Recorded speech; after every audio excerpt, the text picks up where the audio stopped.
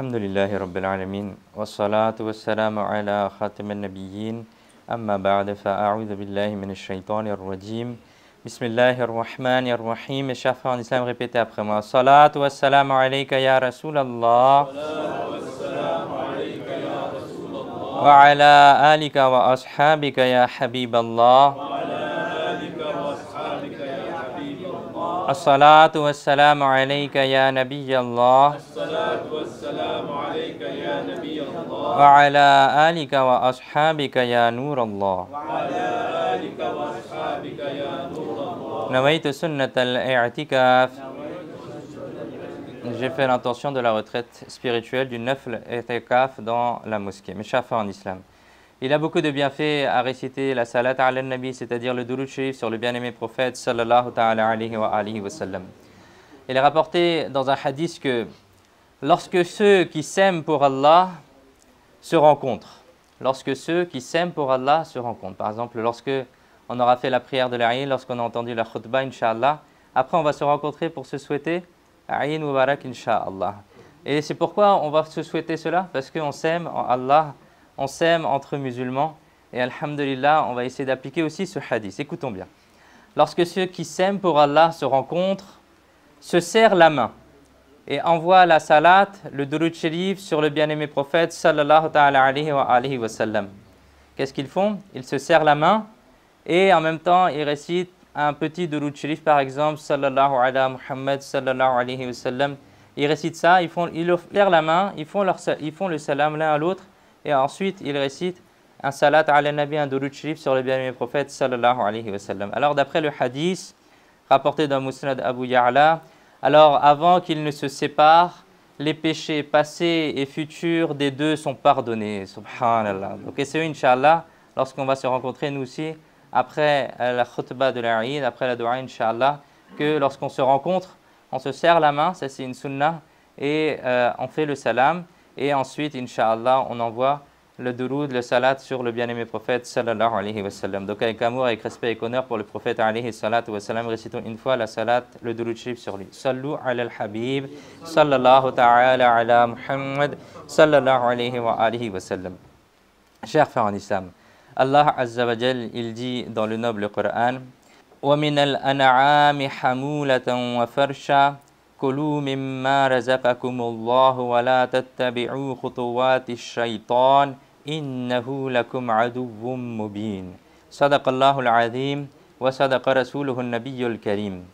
Et parmi les bestiaux, il en est qui portent des charges et d'autres qui sont étendus sur la terre, qui ont été créés. Mangez de ce que Allah vous a accordé comme rizq et ne suivez pas les voies du shaitan. Certes, il est votre ennemi déclaré. Ô vous les amoureux du prophète, alhamdulillah, thumma alhamdulillah, aujourd'hui est le jour béni de l'Aïd, alhamdulillah. C'est ce que l'on appelle aussi le Yawmun Nahr, c'est-à-dire le jour du sacrifice rituel. Le bien-aimé prophète sallallahu ta'ala alayhi wa sallam a dit Inna a'adam al-ayyami 'inda Allahi yawmun nahr. Certes, le jour le plus grand auprès d'Allah est le yawmun nahr, c'est-à-dire le jour du sacrifice rituel. Et dans le noble Coran, ce jour est désigné comme le Hajj Akbar. Et lors du dernier pèlerinage, lors du dernier Hajj béni de notre bien-aimé prophète sallallahu alayhi wa sallam, vous vous êtes approché des jamarat, c'est-à-dire là on lapide les stèles, les shaitans, et vous avez dit Hada yawmul hajjil akbar. Ceci est le jour du Hajj Akbar. Allahu Akbar. Mes chers frères en islam, dans les célèbres recueils de hadiths de Tirmidhi et Ibn Majah, notre respectable mère Sayyida Aisha Siddiqa Tayyiba Tahira radiyallahu ta'ala anha rapporte que le dernier prophète d'Allah sallallahu ta'ala alayhi wa sallam a dit le Yawmun Nahr, c'est-à-dire le jour du sacrifice, parmi les œuvres de l'homme, l'acte le plus aimé auprès d'Allah Azza wa Jal est de verser le sang, c'est-à-dire verser le sang de l'animal du sacrifice. Certes, le sacrifice sera amené le jour du jugement, avec ses cornes, ses poils et ses sabots. Et certes, avant même que le sang, c'est-à-dire de l'animal du sacrifice, ne touche la terre, il atteint une position élevée auprès d'Allah, subhanallah. Mes chers frères en islam, il a été dit dans Surat Al-An'am, verset 142, que nous avons entendu au début de ce discours, « Wa min al-an'ami hamulatan wa farsha » Et parmi les bestiaux, il en est qui portent des charges et d'autres qui sont étendus sur la terre, c'est-à-dire qui ont été créés. Il y a deux mots dans ce verset-là. Le premier mot qui est important, c'est « hamulatan ». Les animaux qui portent des charges, tels que le chameau ou le bœuf. Et on peut voir souvent que lorsqu'on a dans certains pays, qu'est-ce qu'ils font les chameaux, les bœufs, eh ben, ils vont porter parfois des charges qui sont un peu lourdes.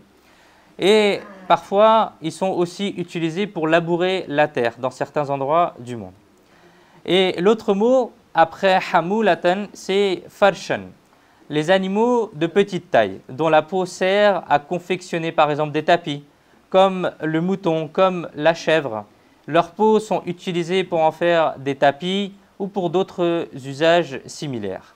Allah Azza wa Jal a dit « Nous vous avons accordé des animaux qui sont porteurs de charges, ainsi que des animaux de petite taille dont vous utilisez les peaux pour fabriquer des tapis et autres objets. » Que faut-il donc faire? Il a été dit « Kulu mimma razaqakumullah » Mangez de ce que Allah vous a accordé comme risque, c'est-à-dire, qu'est-ce qu'il faut faire? Accomplir le sacrifice rituel et consommer la viande du sacrifice. Et ensuite, qu'est-ce qu'il faut faire?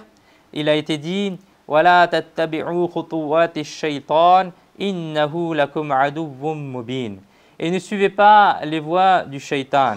Certes, il est votre ennemi déclaré. Le shaitan est votre ennemi. Le shaitan est notre ennemi. C'est notre ennemi déclaré. C'est-à-dire qu'on connaît c'est qui. Il n'y a pas de doute sur cela. C'est notre ennemi. C'est lui qui a été la cause de la sortie de notre père, Sayyidina Adam alayhi salam, du paradis et de sa venue sur terre. C'est ce misérable qui s'efforce de toutes ses forces de nous conduire dans les profondes vallées de l'enfer en nous faisant commettre des péchés. Et c'est pourquoi il a été dit Wala tattabi'u khutuwati shaytan et ne suivez pas les voies du shaitan. C'est-à-dire, ne suivez en aucun cas les chemins sur lesquels shaitan vous entraîne. Chers frères en islam, Allah Azza wa Jal a mentionné 8 catégories d'animaux. À la suite de ce verset 142, dans le verset 143 et 144, Allah Azza wa Jal, il a dit notamment, Allah a créé 8 couples, mâles et femelles. C'est-à-dire que Allah Azza wa Jal a créé combien? 8 couples en particulier qui ont été cités ici. Quels sont-ils? Un couple issu des moutons et un couple issu des chèvres. Par exemple, lorsqu'on essaye de détailler maintenant la brebis et son mâle, la brebis étant par exemple le mouton comme on l'appelle plus généralement, le mouton mâle et femelle. Ça fait 2 animaux. Ensuite, on a la chèvre et son mâle.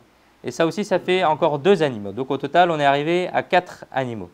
Puis il a été dit que Allah a créé un couple de chameaux, mâle et femelle, et un couple de bovins, qu'on peut appeler des veaux ou bien des bœufs, etc. Donc la chamelle et son mâle, ça fait encore 2 animaux. On arrive à 6 animaux. Ensuite, on parle de la vache et son mâle, et cela fait un total de 8 animaux qui ont été cités ici. Ce sont ces 8 animaux dont on pratique le sacrifice rituel. Lorsqu'on parle de sacrifice rituel le jour de l'Aïd, on parle d'un certain type d'animal, on ne parle pas de n'importe quel type d'animal. Le buffle aussi appartient à cette catégorie de l'espèce bovine, c'est-à-dire qu'il est inclus dans ce nombre. Il existe donc au total 8 catégories d'animaux dont le sacrifice rituel est autorisé.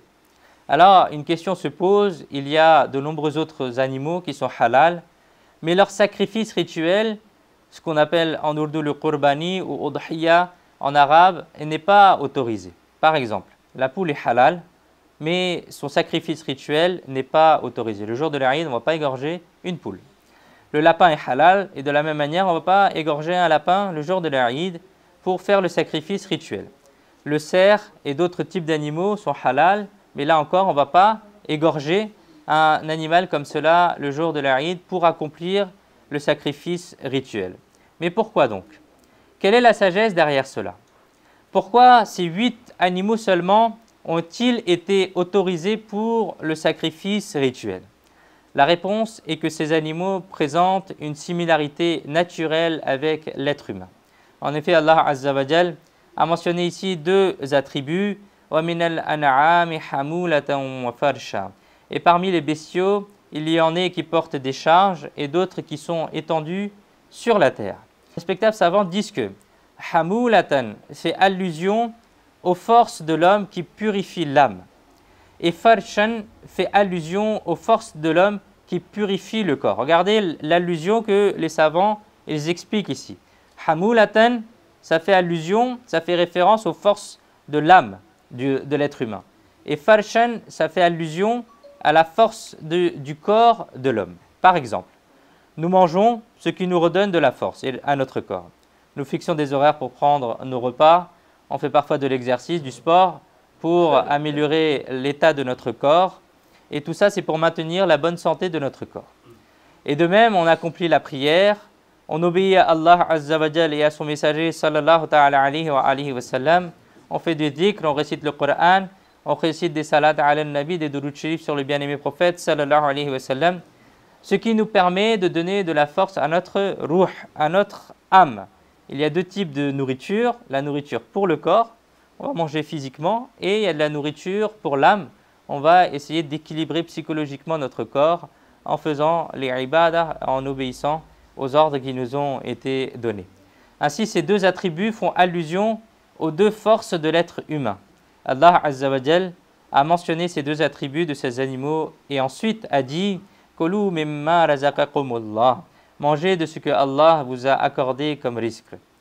Al-Allama al-Qushayri rahmatullahi alayhi a dit « Il existe deux types de nourriture, celle qui donne de la force au corps et celle qui fortifie notre âme, celle qui fortifie notre ruh. » Dans ces animaux, Allah Azza wa Jal a réuni ces deux types de nourriture. Écoutez bien. Le brebis et son mâle sont dotés d'une excellente morale, un husn al-ikhlaq qui est incroyable.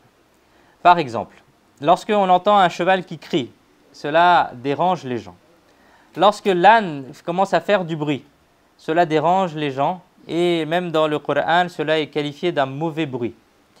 Et de même, lorsque les autres animaux s'expriment, ils le font à haute voix et parfois leur voix dérange les gens. Parfois, si c'est l'âne qui fait du bruit, c'est terrible. Lorsque le cheval il fait du bruit, c'est bizarre. On n'est pas content d'entendre ces voix-là.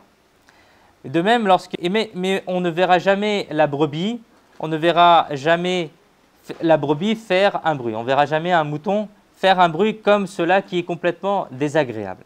C'est un animal noble, qui ne cause de gêne à personne par sa voix. On a également peut-être déjà vu lorsqu'on sacrifie un grand animal, dans certains pays, l'animal, ils ne l'ont pas bien attaché, et bien l'animal il va commencer à s'enfuir au moment où on va vouloir l'égorger. Il va même blesser parfois des gens lorsqu'il va vouloir s'enfuir. Mais on n'a jamais entendu cela d'un mouton ou d'une brebis. C'est pourquoi Al-Allama al-Qushayri rahmatullahi alayhi a dit « La brebis est un animal qui ne nuit même pas à son ennemi. » La brebis est un animal, le mouton est un animal qui ne fait même pas de mal à son ennemi. Nous apprenons donc que la brebis est un animal qui a un husn al-ikhlaq, une bonne morale, un bon comportement. Réfléchissons maintenant à un autre animal, la chèvre. La chèvre et son mâle sont ce qu'on appelle un animal humble, simple, innocent. Il possède une telle humilité que si l'on sèche sa peau et que l'on prend l'habitude de s'asseoir dessus, les savants ils disent que cette qualité de l'humilité, elle se transmet aussi sur l'être humain. C'est-à-dire que si quelqu'un veut essayer d'être humble, qu'il s'assoie régulièrement sur la peau d'une chèvre, d'un animal de ce type-là, Inch'Allah, il deviendra humble. Ensuite, il y a le chameau et le bœuf, etc., qui manifestent une grande obéissance. Il est même connu à propos du chameau, certains disent que si une souris saisit la corde du chameau, alors le chameau il va commencer à prendre le chemin vers lequel la souris elle le tire. Tellement le chameau il est obéissant. Et lors du sacrifice rituel, le buffle et le bœuf, etc., ne se laissent pas maîtriser, même par 10 hommes. Mais on a peut-être déjà vu dans les villages qu'un tout petit enfant arrive à conduire derrière lui 10 ou 20 vaches ou 30 vaches, etc. Et cet animal si puissant se soumet à l'obéissance de ce tout petit enfant. C'est ce que l'on appelle ici l'obéissance. Et de même, le chameau incarne une patience exceptionnelle. Qu'il s'agisse d'une chaleur intense, du désert ou du sable brûlant, même dans de telles conditions et saisons, il supporte la soif pendant près de 15 jours. Voici les 4 caractéristiques que les savants donnent ici dans ce verset-là. Les animaux qui sont cités ont une excellente morale, un husn al-ikhlaq, une humilité par exemple pour la chèvre, l'obéissance et la soumission par exemple pour le chameau et la patience aussi pour le chameau. Or, Allah Azza wa Jal, il dit à propos de ces 4 animaux, « Kulu mimma razaqakumullah » Mangez de ce que Allah vous a accordé comme risque. Autrement dit, sacrifiez ces 8 types d'animaux. Vous pouvez sacrifier ces 8 types d'animaux, offrez-leur le sacrifice rituel et consommez leur viande, cela renforcera votre corps. Et adoptez les 4 qualités qu'Allah Azza wa Jal a placées en eux et votre âme sera fortifiée, Chers frères en islam, voici les 4 nourritures de l'âme. Nous accomplissons, alhamdulillah, le sacrifice rituel chaque année. La viande est également consommée et il est certain que cela procure aussi des bienfaits physiques. Cette année, efforçons-nous aussi d'adopter les 4 caractéristiques que les savants ont données à propos de ces animaux-là. La première, c'est que l'excellente morale. Notre bien-aimé prophète sallallahu alayhi wa sallam a dit « Inna min khiyarikum ahsanakum akhlaqan » Certes, le meilleur d'entre vous est celui dont la moralité, dont le ikhlaq est la plus excellente. Et dans un autre hadith, il a été dit que le jour du jugement, rien ne pèsera plus lourd sur la balance qu'une bonne morale. Et dans un autre hadith, il a été dit Akmalul mu'minina imanan ahsanahum khulqan. Les croyants les plus accomplis, les plus parfaits dans la foi sont ceux dont la moralité est la meilleure, dont le ikhlaq est le meilleur, dont le comportement est le meilleur. Subhanallah. Voilà les mérites, mes chers frères, de l'excellente moralité, d'un husn al-ikhlaq. En ce jour, mes chers frères, nous devons prendre la ferme intention d'adopter la meilleure des moralités, le meilleur des comportements. Soyons gentils et doux avec les gens. Pas besoin de crier, pas besoin de s'énerver, pas besoin d'être méchant avec les gens. Il ne faut pas se disputer ni se quereller avec un musulman qui est un amoureux du prophète. Il ne faut pas insulter ou dire des gros mots. Il ne faut pas dire des paroles blessantes aux gens. Il ne faut pas faire de médisance, c'est-à-dire de riba, c'est-à-dire parler derrière le dos d'un musulman en dévoilant ses défauts, en dévoilant ses péchés, en dévoilant ses manquements. Il ne faut pas propager des commérages, c'est-à-dire des fausses informations sur les gens. Mais plutôt, il faut rencontrer les gens avec un visage souriant, avec un visage accueillant. En effet, il a été dit dans un hadith sacré, votre sourire envers votre frère musulman est aussi une sadaqa, est aussi une aumône. Donc aujourd'hui, Inch'Allah, lorsqu'on va rencontrer les musulmans, on va se souhaiter, Inch'Allah, la Eid Mubarak, après la khutbah, après la dua aussi, Inch'Allah. Dans ce cas-là, on va voir les musulmans et on va se voir entre nous, on va se sourire, Inch'Allah. Oui, on va aussi renvoyer le durud shirif, la salat ala nabi sur le bien-aimé prophète, sallallahu alayhi wa sallam. Sallu ala al-habib, sallallahu ta'ala ala Muhammad, sallallahu alayhi wa sallam. Soyons généreux avec les gens, mes chers frères. Partageons avec les gens ce qu'Allah Azza wa Jal nous a accordé. Si Allah Azza wa Jal nous a donné des biens, partageons-les avec les pauvres et les nécessiteux. Si Allah Azza wa Jal nous a accordé un talent, essayons de l'enseigner aux autres. Si Allah Azza wa Jal nous a donné une qualité, encourageons les autres à adopter cette qualité. Agissons avec les gens avec bienveillance. Souhaitons le bien à chacun. Sayyidi ala Hadrat l'imam Ahmad Raza Khan rahmatullahi alayhi a écrit « Souhaiter le bien, le khayr des musulmans du fond du cœur est une obligation individuelle. C'est un fard ayn. C'est un fard al-ayn. C'est une obligation individuelle de vouloir le bien des musulmans. Et le faire par les biens et autres moyens, c'est-à-dire et le faire par son argent, par ses biens, est une obligation collective, c'est un fard kifaya. C'est-à-dire que dans notre cœur, il doit toujours y avoir une bienveillance, une bonté, un bien pour chaque musulman. C'est une obligation individuelle qui nous incombe à tous. Et si quelqu'un se trouve dans le besoin de biens, d'argent, d'assistance, cela devient alors une obligation collective, un fard kifaya, de lui venir en aide. C'est-à-dire que celui qui en a la capacité doit agir. C'est pourquoi nous devons toujours avoir à cœur de vouloir le bien pour les autres. Nous ne devons jamais souhaiter le mal à quelqu'un. Et un point important est qu'il faut essayer de ne pas se mettre en colère. Car c'est la colère, la mise en colère de la personne qui fait parfois dire des mauvaises choses ou qui fait parfois faire des mauvaises choses. Il faut essayer de contrôler sa colère. Il est rapporté dans Bukhari que les honorables compagnons alayhim wa ridwan ont demandé « Ya Rasulallah sallallahu ta'ala alayhi wa sallam, ayyul islami afdalu » c'est-à-dire quelle action dans l'islam est la meilleure. Alors le bien-aimé prophète sallallahu ta'ala alayhi wa sallam a dit le véritable islam est celui de la personne dont la langue et la main ne causent aucun tort à un musulman. Dont la langue et la main ne causent aucun tort à un musulman. C'est-à-dire on n'a pas peur de voir l'autre frère, on n'a pas peur de discuter avec lui, on n'a pas peur de lui demander ou de lui dire quelque chose. C'est-à-dire on n'a pas peur qu'il va nous sortir quelque chose de mauvais de sa langue ou nous faire quelque chose avec les mains. Ça c'est la première des recommandations. Avoir un bon comportement, husn al-ikhlaq, avec les gens, avec la famille. La deuxième chose, c'est la seconde nourriture de l'âme, c'est d'adopter l'humilité. Dans un hadith, il a été dit « Man tawada'a lillahi rafa'ahu » celui qui fait preuve d'humilité pour Allah, Allah Azza wa Jal l'élève en dignité. Celui qui fait preuve d'humilité pour Allah, Allah Azza wa Jal l'élève en dignité. Par conséquent, essayons de faire preuve d'humilité et détachons-nous de l'orgueil.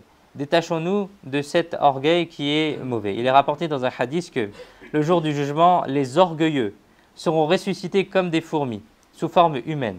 L'humiliation les encerclera de toutes parts. Ils seront poussés vers une prison de l'enfer appelée Boulassou. Et un immense feu les enveloppera et les submergera. On leur fera boire le tinatul khabal, c'est-à-dire le pu des gens en enfer. Al-Aman ou Al-Hafiz, qu'Allah Azza wa Jal nous en préserve. Sayyidina Hassan rahmatullahi alayhi a dit l'humilité consiste à ce que lorsque tu sors de chez toi, écoutez bien, comment est-ce qu'on identifie l'humilité? L'humilité consiste à ce que lorsque tu sors de chez toi, tout musulman que tu rencontres, considère-le comme supérieur à toi. Considère-le comme supérieur à toi. Tu ne sais pas qui est accepté auprès d'Allah. Alors considère que l'autre est supérieur à toi et l'autre est meilleur que toi et l'autre a peut-être passé plus de temps dans les bonnes actions et l'autre a peut-être passé moins de temps dans les péchés que toi. Essaye de réfléchir comme cela et là tu deviendras humble. Nous apprenons donc qu'il ne faut jamais considérer quelqu'un comme inférieur à soi. C'est cela l'humilité. De même, prenons l'habitude de faire le salam en premier aux gens. Cela permet aussi de développer l'humilité en soi. Habituons-nous à accomplir nous-mêmes nos propres tâches. Et asseyons-nous avec les pauvres, avec ceux d'un rang social inférieur à nous et discutons avec eux. Participons aux travaux de la maison. Allons nous-mêmes faire les courses du foyer. Cela développera en nous l'humilité. Et un point que nous avons déjà évoqué, conserver la peau d'une chèvre, la faire sécher et s'asseoir dessus permet aussi de gagner en humilité. Chers frères en islam. La troisième nourriture de l'âme est l'obéissance et la soumission. Le premier c'était husn al-ikhlaq, le bon comportement. Deuxième, l'humilité. Troisième, l'obéissance et la soumission. Inclinons notre tête, mes chers frères, devant la cour d'Allah Azza wa Jal et de son messager sallallahu ta'ala alayhi wa sallam. C'est également une action très importante. En ce jour de l'Aïd al-Adha, nous pouvons nous rappeler l'histoire importante, impérissable de l'obéissance. De l'obéissance de Sayyidina Ibrahim alayhi salam. Lorsque Sayyidina Ibrahim alayhi salam avait uniquement 7 ans, Allah Azza wa Jal a dit « Aslim » obéis. À cela, Sayyidina Ibrahim alayhi salam a répondu sans la moindre hésitation, c'est-à-dire sans délai, sans réserve, immédiatement « Aslamtu li rabbil alamin » j'ai obéi à celui qui est le Seigneur de tous les mondes. Allahu Akbar. Ensuite, Sayyidina Ibrahim alayhi salam est resté ferme dans toute sa vie sur ce principe-là. Pour cela, vous alayhi salam avez dû traverser de grandes épreuves, mais vous n'avez jamais arrêté d'obéir à Allah Azza wa Jal. Lorsque vous, alayhi salam, avez proclamé votre prophétie, avez annoncé votre prophétie, le misérable Nimrud a osé vouloir vous jeter dans le feu, ma'adallah. Lorsque le peuple ne vous a pas écouté, qu'il ne prononça pas la shahada, n'a pas suivi la religion de la vérité, lorsque le peuple fit preuve d'entêtement et d'obstination, alors vous, alayhi salam, avez quitté votre foyer et avez émigré dans le chemin d'Allah. Sayyidina Ibrahim alayhi salam avait 99 ans lorsque la bénédiction d'un enfant vous a été accordée, d'un fils vous a été accordé. Allahu Akbar. À 99 ans, un enfant. Et votre premier fils, Sayyidina Ismaïl alayhi salam, était encore en bas âge, allaité. Il n'arrivait pas encore à marcher. Lorsque vous avez reçu l'ordre, ô Ibrahim, laisse ton fils et sa mère à cet endroit qui deviendra Makkatul Mukarrama. Et à cette époque, Makkatul Mukarrama était totalement inhabité. Personne n'y vivait. Il n'y avait aucun moyen d'y survivre. Même à ce moment-là, Sayyidina Ibrahim alayhi salam n'a pas présenté d'excuses. Il n'a pas dit « je suis vieux, je ne peux pas voyager, je ne peux pas faire ceci, je ne peux pas faire cela, je n'ai qu'un fils pour m'aider dans ma vieillesse, etc. » Mais Sayyidina Ibrahim alayhi salam s'est humblement incliné et vous avez laissé votre fils à Makkatul Mukarrama. Puis lorsque Sayyidina Ismaïl alayhi salam avait environ 13 ans ou 17 ans selon les versions, vous avez reçu l'ordre « Ô Ibrahim, sacrifie ton fils ». Sayyidina Ibrahim alayhi salam s'est également incliné devant cet ordre et a posé le couteau sur le gorge de son fils. Allahu Akbar. Mes chers frères en islam, voici la véritable obéissance. Lorsque Sayyidina Ibrahim alayhi salam a montré une telle obéissance parfaite envers Allah Azza wa Jal, quelle récompense vous a été accordée? Allah Azza wa Jal, il dit dans Surat Al-Baqarah, verset 130, « Et certes, nous l'avons choisi dans le bas monde, et certes, dans l'au-delà, il est parmi ceux qui jouissent de notre qurb particulier, de notre proximité particulière. » Dans ce verset, Allah Azza wa Jal a exposé deux hautes distinctions de Sayyidina Ibrahim alayhi salam. Dans ce bas monde, Allah Azza wa Jal a choisi Sayyidina Ibrahim alayhi salam pour de nombreuses qualités. Vous avez été fait messager, vous avez reçu la prophétie, vous avez reçu l'imama. Tous les prophètes qui sont apparus après vous sont de la descendance de Sayyidina Ibrahim alayhi salam. Allah Azza wa Jal a fait de Sayyidina Ibrahim alayhi salam son khalil, c'est-à-dire son ami intime.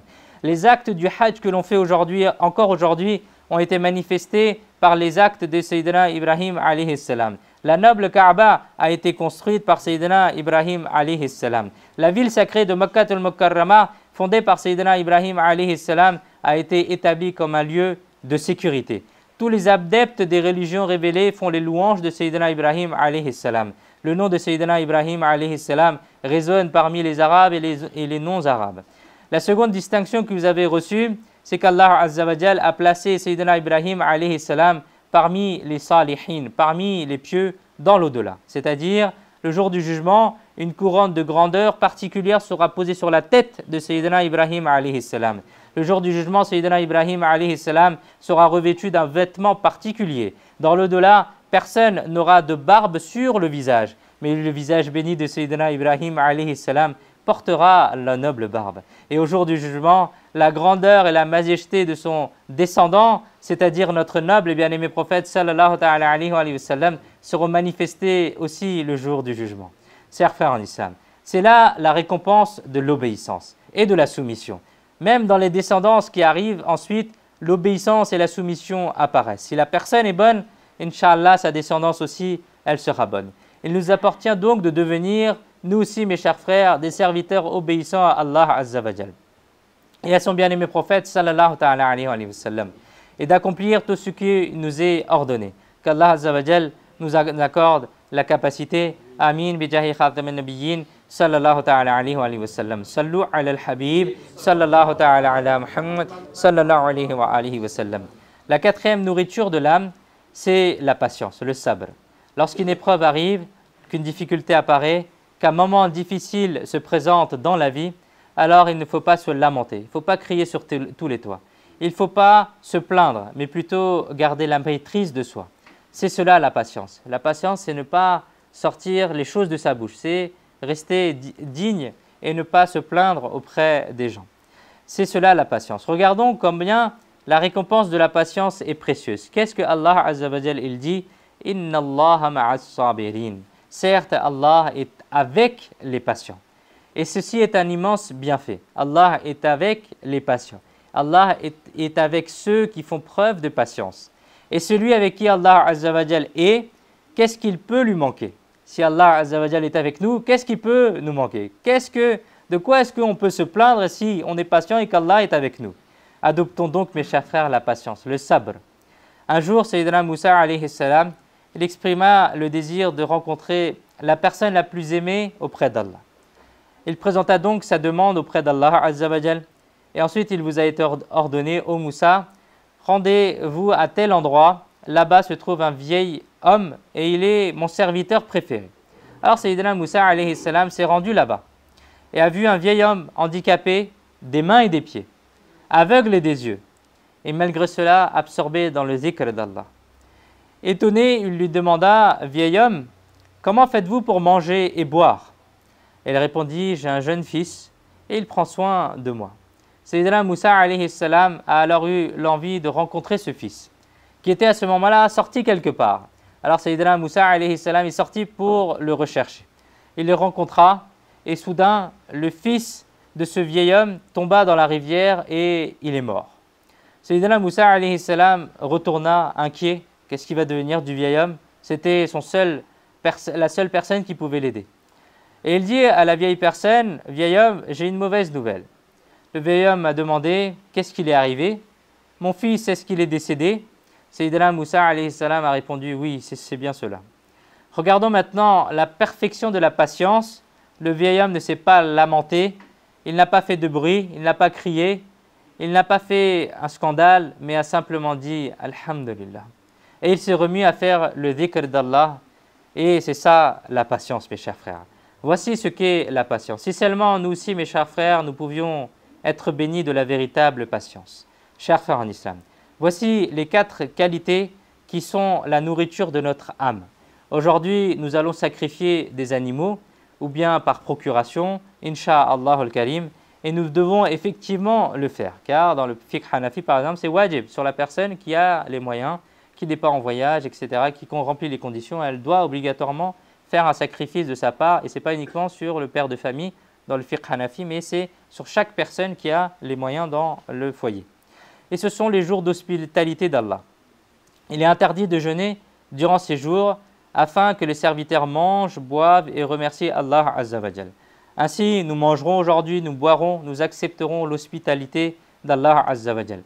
Il y a 5 jours dans l'année où il est haram, selon certaines écoles dans le fiqh hanafi, moi je parle encore, il y a 5 jours dans l'année où il est haram de jeûner. Le jour de la Eid al-Fitr, le jour de la Eid al-Adha, et ensuite 3 jours qui suivent la Eid al-Adha. Et après, dans certaines écoles, peut-être c'est makrou, etc. Mais il y a 5 jours dans le fiqh hanafi où il est haram, il est totalement interdit de jeûner. Donc, le jour de la Eid al-Fitr, le jour de la Eid al-Adha, aujourd'hui on est vendredi, plus 3 jours. Donc samedi, dimanche, lundi aussi, il n'est pas autorisé de jeûner, même les jeûnes surérogatoires, nafl, il n'est pas autorisé de les jeûner. Mes chers frères en islam, pour revenir à notre sujet, nous devons essayer d'adopter la nourriture de l'âme. Nous devons adopter l'excellence morale, le husn al-ikhlaq, choisir l'humilité, être humble, devenir obéissant et soumis. Rappelez-nous de l'histoire de Sayyidina Ibrahim alayhi salam, de toutes les épreuves que vous avez subies et malgré cela, vous avez toujours répondu à l'ordre d'Allah. Et adoptons la patience, adoptons le sabr. À la fin du verset sacré que nous avons entendu au début de ce discours, Allah Azza wa Jal, il dit وَلَا تَتَّبِعُوا خُطُوَاتِ الشَّيْطَانِ إِنَّهُ لَكُمْ عَدُوٌّ مُّبِينٌ. Et ne suivez pas les voies du shaitan, certes il est votre ennemi déclaré. C'est-à-dire, ô musulmans, ô vous qui avez la foi, ne suivez pas shaitan. Shaitan est certes votre ennemi, et c'est votre ennemi déclaré. C'est également ce que nous devons accomplir aujourd'hui. Aujourd'hui, c'est le Yawmun Nahr, c'est-à-dire le 10e jour de Dhul Hijjah. Le 10e jour de Dhul Hijjah étant la Eid.